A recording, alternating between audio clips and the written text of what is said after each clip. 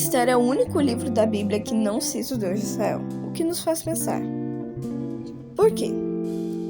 Mas, quando a gente começa a ler a Escritura por livros menores, isso ajuda bastante na nossa disciplina em continuar lendo a Bíblia, independente de quanto tempo demorar. E o livro de Esther é uma ótima opção, porque te ajuda a exercitar o conceito de achar Deus nas coisas pequenas, algo muito importante. Agora, para você entender melhor o que eu estou dizendo, eu vou fazer um resuminho do livro de Esther. Um grande rei, para esbanjar suas riquezas, fez um banquete. Já que estava embriagado, chamou sua mulher, a rainha, para se mostrar para os convidados, para mostrar para todo mundo o quanto ela era bela. Ela negou e o rei a abandonou. Chamaram várias donzelas da região e as apresentaram ao rei para que pudesse substituir a rainha. Na fortaleza do rei havia um homem empregado chamado Mordecai, ou Mardoqueu, dependendo da tradução, que tinha sido deportado no exílio com o rei Jeconias. Ele era tutor de uma jovem chamada Edissa, ou em algumas traduções, Radassa, que é Esther. Ele a tinha adotado, pois era órfã.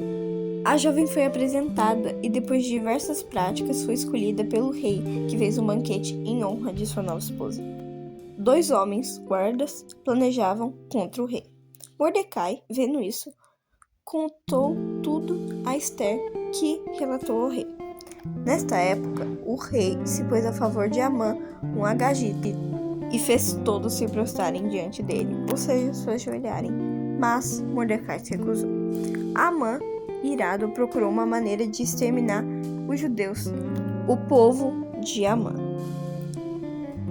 Então, Amã convenceu o rei de exterminar os judeus, e foi espalhado por cada nação que era do domínio do rei, que os judeus seriam exterminados. Mordecai se pôs em vestes de luto na frente do castelo, e os subordinados de Esther vieram lhe contar. Ela mandou um deles perguntar o que acontecia com Mordecai. Ele contou tudo e deu uma cópia do edito para mostrar para Esther, pois queria que ela fizesse uma intervenção.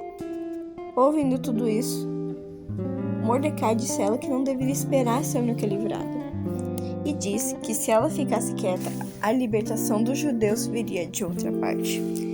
Esther mandou dizer então para Mordecai mandar os judeus jejuarem, e ele e suas servas igualmente fariam por 3 dias, e se fosse morrer, morreria, em suas palavras. 3 dias depois, Esther foi falar com o rei, e já que alcançaste graça aos olhos do rei, ele lhe deu permissão para vê-lo quando ela quisesse. Ela pediu um banquete e para chamar Amã nele. O rei ordenou que se apressassem para cumprir a ordem de Esther. Amã se gabou para sua família que poderia ir ao banquete, mas ainda estava irado contra Mordecai. Então, por ideia de sua família, mandou fazer uma forca para destruir aquele que não se prostrou diante dele. Numa noite mal dormida, o rei se lembrou de Mordecai, que salvou a sua vida contra aqueles 2 guardas, e se perguntou por que ninguém nunca o recompensou, pois tinha salvado ele.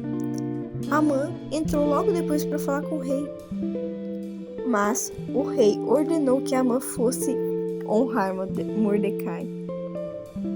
Ele colocou vestes em Mordecai e o conduziu num cavalo, e todos louvavam a ele. Amã foi ao banquete de Esther,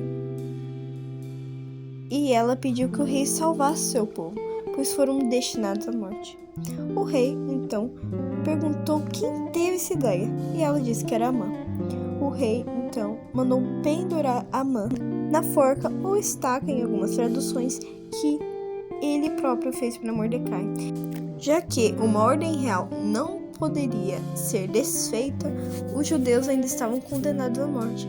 Mas, com um novo edito real, os judeus foram mandados a se defenderem de seus agressores e ganharam sobre seus inimigos. Esther ainda pediu a morte dos filhos de Amã, e os judeus estabeleceram uma festa chamada Purim, em homenagem à sua vingança.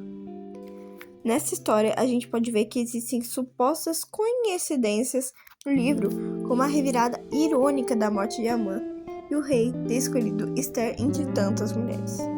O mais perto que essa parte da escritura chega a citar Deus é quando Mordecai diz a Esther que se ela não fizesse nada para ajudar os judeus, a ajuda viria de outra forma.